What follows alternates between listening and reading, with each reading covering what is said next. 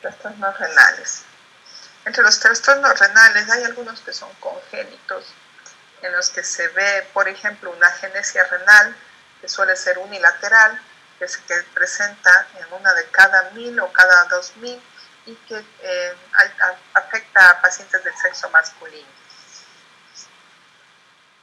Hay otro síndrome que ya es incompatible con la vida, que es el síndrome de Potter, que tiene que ver con una agenesia bilateral que se asocia al oligohidramnios, y también hay lo que se llama una hipoplasia renal unilateral, que puede llevar a insuficiencia renal crónica. Y miren aquí un riñón normal en este corte tomográfico transversal, y vean aquí el riñón absolutamente hipoplásico, ¿no? Esto puede o no llevar a insuficiencia renal crónica, a menos que el riñón normal tenga la capacidad de asumir toda la función renal. Eso, agenesia unilateral, agenesia bilateral o hipoplasia renal unilateral. Otros trastornos congénitos que son importantes son las displasias, que significan túbulos indiferenciados más tejido embrionario, ¿sí? Con producción de quistes, como ustedes pueden ver aquí en esta ecografía. Hay múltiples quistes que tienen que ver con alteraciones de los túbulos indiferenciados y presencia de tejido embrionario que es patológico.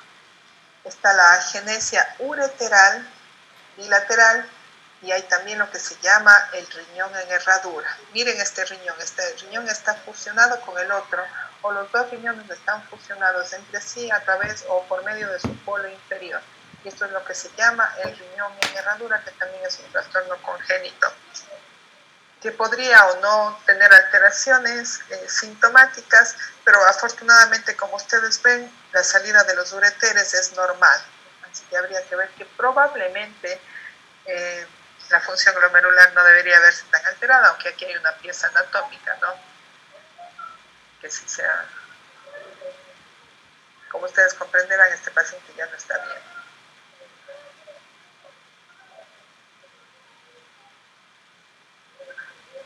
Bien, bienvenido Carlos Eduardo. Lo que me llama la atención, chicos, es que a todo el mundo que se quedó sin batería, a todo el mundo se le alteró el Zoom, excepto cuando hay prueba.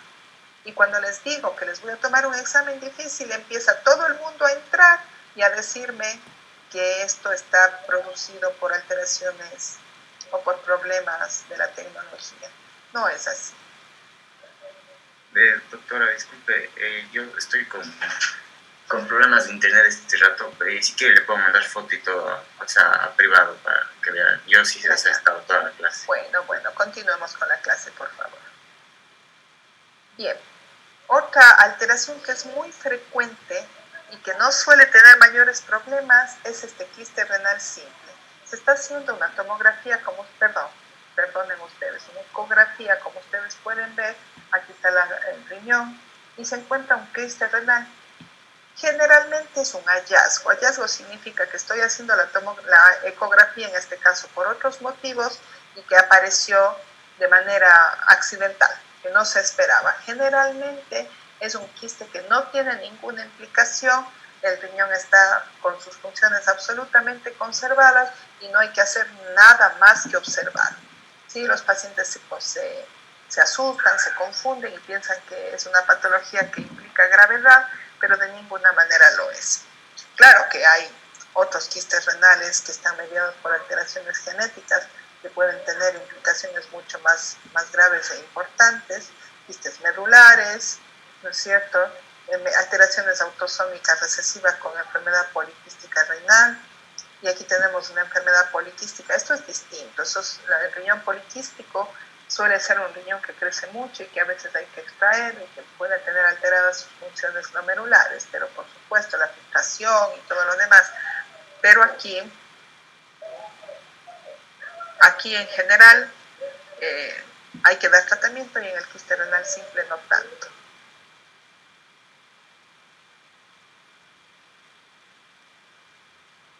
Hola Roberto, en la prueba sí le vi.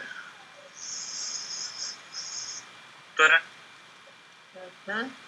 Dígame, Oye, ¿qué tragedia tuvo con su internet? A mí se me falló ahorita el Zoom, estábamos viendo el riñón en herradura, yo sí está, solo es que se me apagó la compu y entro por el cel. Ya.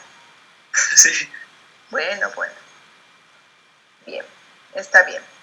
Continuemos. Yo sé que si hay alguien que tiene problemas con la tecnología, a mí mismo el Zoom me ha jugado mal, ¿no?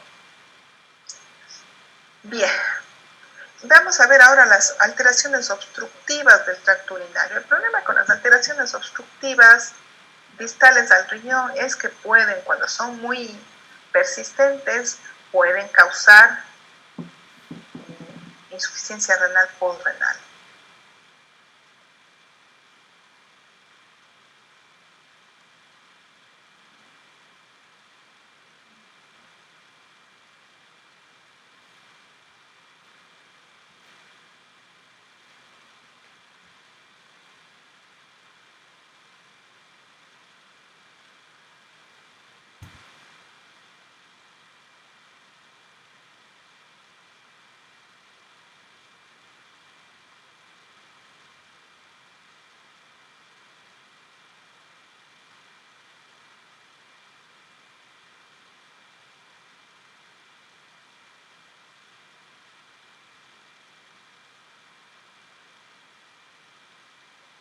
Bien, entonces pueden haber varias causas de obstrucción del tracto urinario, como ustedes comprenderán, altas o bajas. Uno es la presencia de cálculos. Pueden haber cálculos pequeños que pueden eliminarse causando un tremendo dolor, eso sí, pero pueden haber cálculos grandes que estén, aquí tenemos uno localizado en la parte alta del ureter, pero pueden haber cálculos grandes, incluso intrarrenales, en la pelvis renal, que sean lo suficientemente importantes como para poder obstruir. Claro que generalmente son unilaterales, a veces pueden ser bilaterales, pero los cálculos grandes son causa de obstrucción renal y este riñón puede alterarse por insuficiencia renal postrenal que ustedes ya revisaron. Esta es una causa intraluminal de obstrucción. Tenemos otras causas que serían extraluminales. Un embarazo. A la larga el embarazo tiene efecto de masa y cuando es un embarazo múltiple, por ejemplo, o hay polidramios o el niño viene muy grande por una madre diabética, por cualquiera de las causas se puede comprimir externamente los ureteres y causar una obstrucción renal. En general decimos que el embarazo es fisiológico, pero en embarazos patológicos, como los que les menciono, podría haber obstrucción extraluminal de los ureteres y compresión de otros órganos también, por supuesto, incluso elevación del diafragma, disminución de la superficie ventilatoria, etc. Y otra obstrucción de la pared, el tejido cicatrizal, que puede ser intraluminal o puede ser de la pared, ¿no? Tejido cicatrizal, por ejemplo, por un cuerpo extraño o precisamente por la eliminación de un cálculo que pasó lastimando, lesionando el ureter y que se produzca ahí una estrechez que pueda inducir tejido cicatrizal posterior. Cualquiera que sea la causa, puede haber insuficiencia renal postrenal o por lo menos alteraciones del riñón. Y finalmente puede haber obstrucciones a nivel de la vejiga, ¿no? O lo que se llama un globo vesical por una hiperplasia prostática benigna que puede alterar o afectar o comprimir extraluminalmente la uretra y se produce globo vesical y disminución o anulación de la emisión de orina y este globo vesical obstruye en la parte más baja de la vía urinaria. Puede haber, como sucede en los diabéticos, una vejiga neurogénica que no se contrae por alteración neurológica de nervios, digamos, por la neuropatía asociada a diabetes, y por una u otra razón se produce globo vesical y la vejiga está llena de orina y obstruye también la vía urinaria. De distintas naturalezas las obstrucciones del tracto urinario.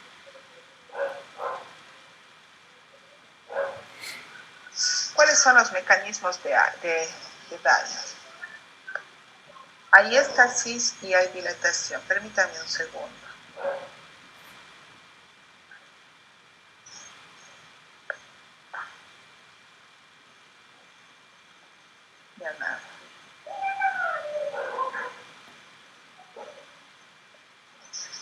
déficit y dilatación. Y ante esto, el riñón, como ustedes pueden ver, si es que hay alteraciones obstructivas, retrógradamente el riñón puede agrandarse porque se acumula orina y este acúmulo comprime los túbulos renales, comprime los glomérulos y eso causa las alteraciones renales de insuficiencia renal y un riñón gigante, como podemos ver acá. La clínica depende del nivel de obstrucción, ¿sí? Si tenemos una alteración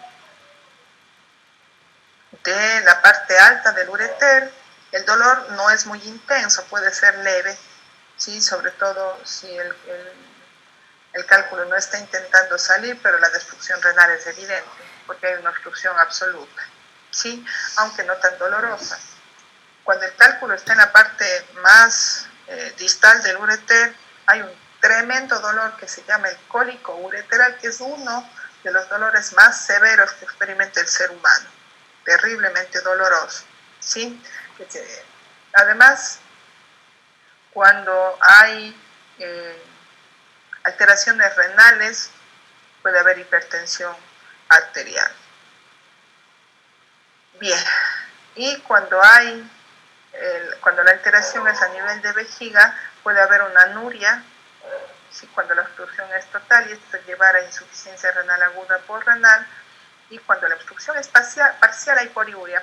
Veamos este escenario. Piensen ustedes que hay un cálculo gigante que obstruye parcialmente la vejiga, ¿sí?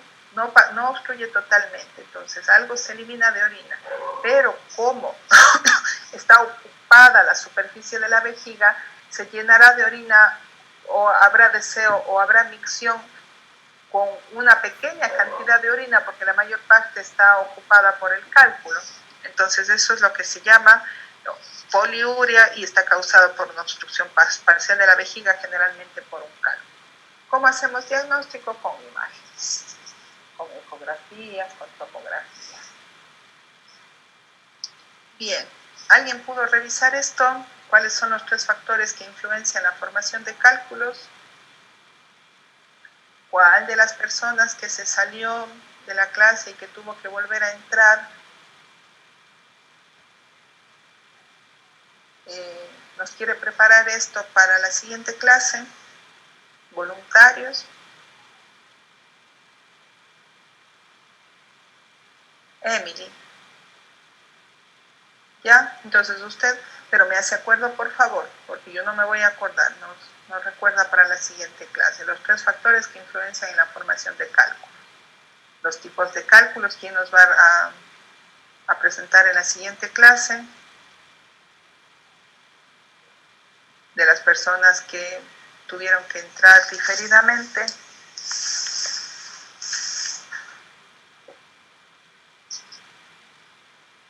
Nadie.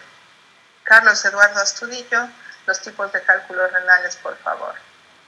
Y alguien que nos hable de la clínica, por favor, y de los diagnósticos del tratamiento, perdón, los fundamentos del tratamiento. Yo, doctora, puedo hablar de eso.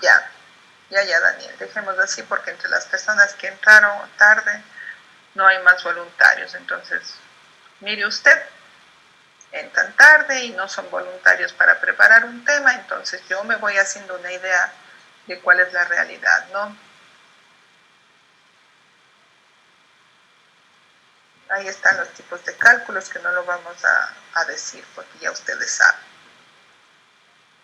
Bien, vamos a pasar a la infección del tracto urinario, que ya sabemos la parte bacteriana, ¿verdad? Eso nos queda claro, la primera causa de la infección urinaria adquirida en la comunidad del Escherichia coli, seguida por Proteus mirabilis, los 2 gram negativos, Bacillus gram negativos, y lo otros son las causas intrahospitalarias, en las que Escherichia coli también es importante, pero ya se van sumando otras bacterias intrahospitalarias. Los mecanismos de la ictus son varios, ¿no? Los que dependen del huésped son los siguientes. El lavado que induce la orina en la vía urinaria tiene una acción mecánica de arrastre de bacterias, ¿sí? Las funciones del epitelio que también pueden proteger de la infección urinaria cuando el epitelio está completamente conservado, la IgA secretora, que también es protectora de la vía urinaria, como ustedes saben, es la guardiana de las mucosas, la IgA secretora, y lo que significa la flora periureteral, la parte más baja de la uretra, sobre todo en el sexo femenino. Bien, esos son los mecanismos de protección del huésped contra la infección del tracto urinario. Por otra parte, la obstrucción induce acúmulo de orina y este acúmulo de orina produce un medio de cultivo para la producción o para la proliferación de bacterias que pueden causar infecciones urinarias. Y por supuesto, además, la distensión baja produce compresión vascular y eso tiene otras implicaciones. Otra causa de infección del tracto urinario es el reflujo, tanto uretero-vesical como vésico-ureteral. Y estas son alteraciones que son más bien anatómicas por problemas en los esfínteres, pero propenden a las alteraciones del tracto urinario. Cualquier malformación del tracto urinario anatómica o cualquier alteración funcional, como estos reflujos que son anatómico-funcionales, propenden a la infección del tracto urinario. Entonces, si vemos infección del tracto urinario en una niñita o en una paciente más grande de sexo femenino, sabemos que esas pueden ser bacterias provenientes del colon por el pequeño tamaño de la uretra en el sexo femenino. Pero si empezamos a ver itus recurrentes de un niñito o en adulto de sexo masculino, no debería pasar porque la uretra es grande. Entonces, en los pacientes de sexo masculino con itus, peor si es itus recurrente, hay que hacer imágenes para buscar malformaciones o alteraciones funcionales. Es muy importante. No debería ser tan frecuente como en el sexo femenino. Y los factores dependientes de las bacterias, recordemos que los gram negativos tienen estos pili y tienen otras proteínas que son inductoras de adherencia o de agresividad, como sucede con la Escherichia coli. Entonces, esos son los mecanismos tanto de defensa como de producción de infección del tracto urinario. ¿Cuál es la clínica? Depende de la altura de la infección. Cuando la clínica o cuando la alteración, perdonen, hay una pregunta en el chat.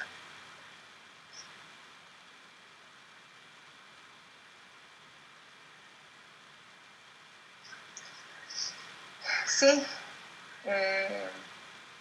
en realidad es por una alteración. Me preguntan aquí cómo es que la infección por obstrucción se produce. Si es por una limitación de lavado natural. Sí, en parte sí, ¿no? Pero la orina significa caldo de cultivo. ¿Y cómo? Pues porque las bacterias pueden ascender. Ustedes saben que las bacterias microscópicas pueden ascender desde la parte externa, tanto en el sexo femenino como en el masculino, ya sea a través de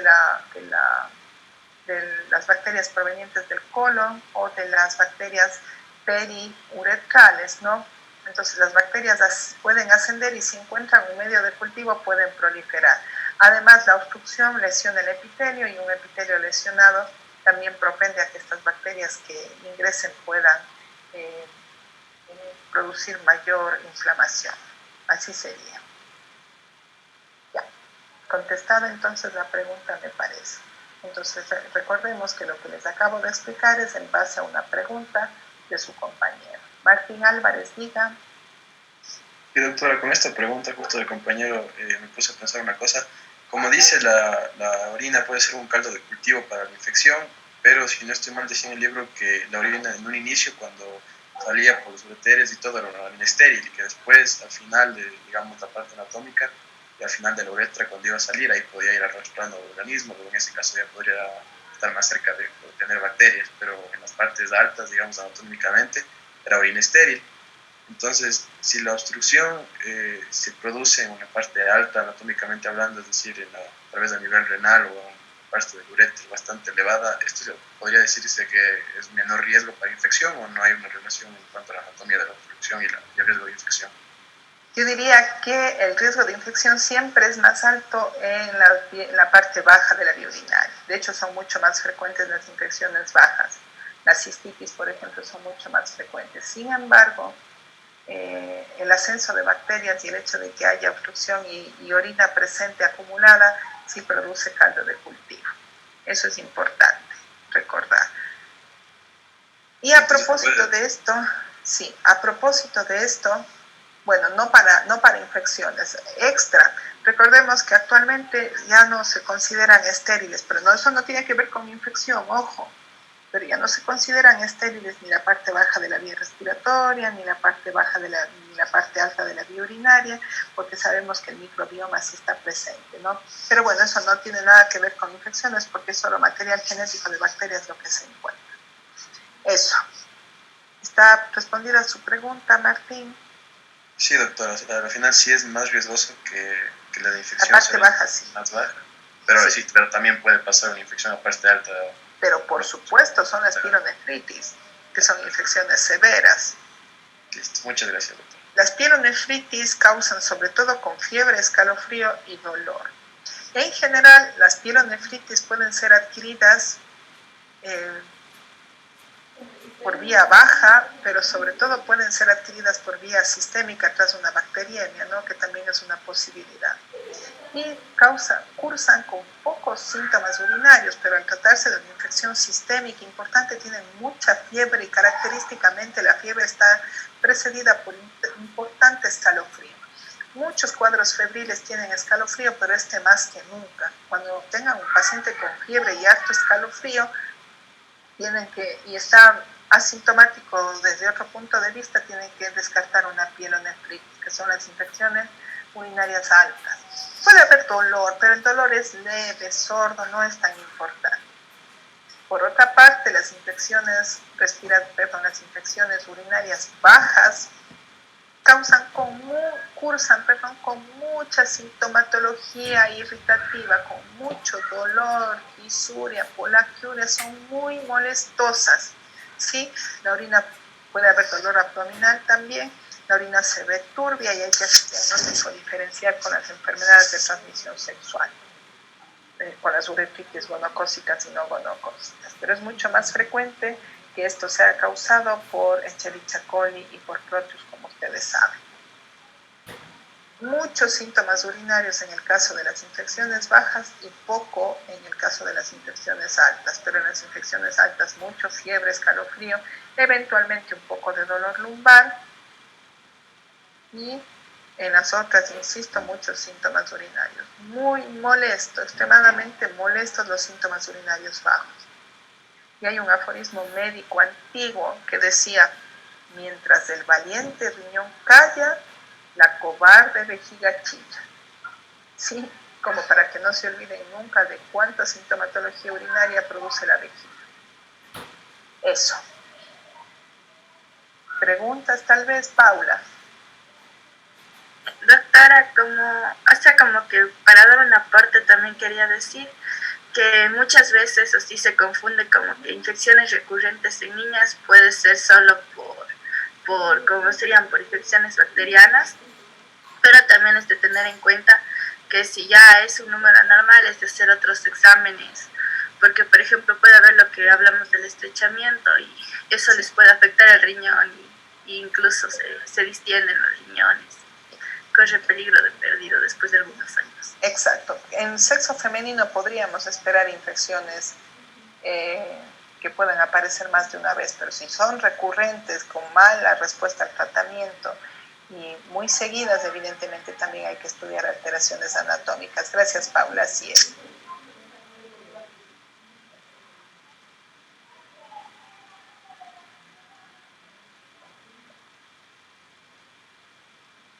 Esperen un ratito que no quiere bajar. ¿Alguna pregunta, chicos, sobre trastornos renales varios? Hablemos entonces sobre algunos trastornos glomerulares. Los mecanismos de producción de los trastornos glomerulares pueden ser inmunológicos y no inmunológicos. Los inmunológicos son muy frecuentes y tienen que ver con la hipersensibilidad de tipo 2 y la hipersensibilidad de tipo 3, como lo que sucede con el lupus. En general, son trastornos mediados por el sistema inmune y pueden ser de diferente naturaleza, subepiteliales, mesangiales y subendoteliales. Esas son las distintas localizaciones de los trastornos glomerulares. Recuerden, por favor, la histología del riñón. Los mecanismos inmunológicos pueden resumirse así. Entonces, aquí tienen a la célula epitelial, ¿no es cierto? Aquí tienen los pies de los, o digamos los podocitos, son estas prolongaciones de la célula epitelial. Acá tiene la membrana basal glomerular, ¿sí? Entonces, podemos tener distintos tipos de depósitos de anticuerpos que persiguen o que se unen, digamos, antígenos propios, ¿no es cierto? Y estos anticuerpos pueden depositarse a nivel subepitelial, como pueden ver aquí, a partir de complejos inmunes circulantes. Y aquí los antígenos pueden depositarse por sobre o digamos externamente a la membrana basal, ¿sí? Estos son los anticuerpos antimembrana basal glomerular y estos son los anticuerpos o digamos los complejos inmunes circulantes. Entonces vean ustedes, esto tendría que ver con hipersensibilidad de tipo 2, ¿no? A un antígeno plantado. Entonces, ¿qué es lo que pasa? Llegan los anticuerpos e in situ reconocen antígenos propios. En cambio, acá llegan complejos inmunes que se depositan. Sí, entonces esas son las diferencias. La glomerulonefritis lúpica tendría que ver con este mecanismo, que es una de las glomerulonefritis más conocidas.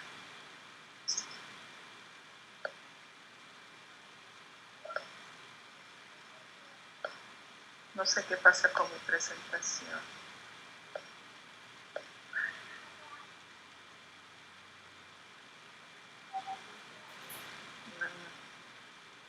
Es que no se me ha grabado todo. Permítanme buscar mi clase. En un ratito regreso, ¿ya? Porque aquí no está grabada toda la clase.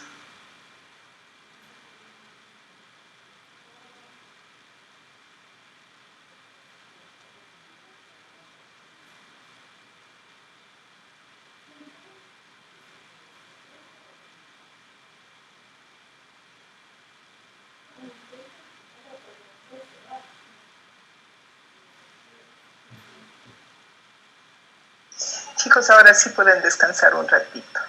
Yo me voy a salir un rato para buscar mi clase porque no sé qué está pasando.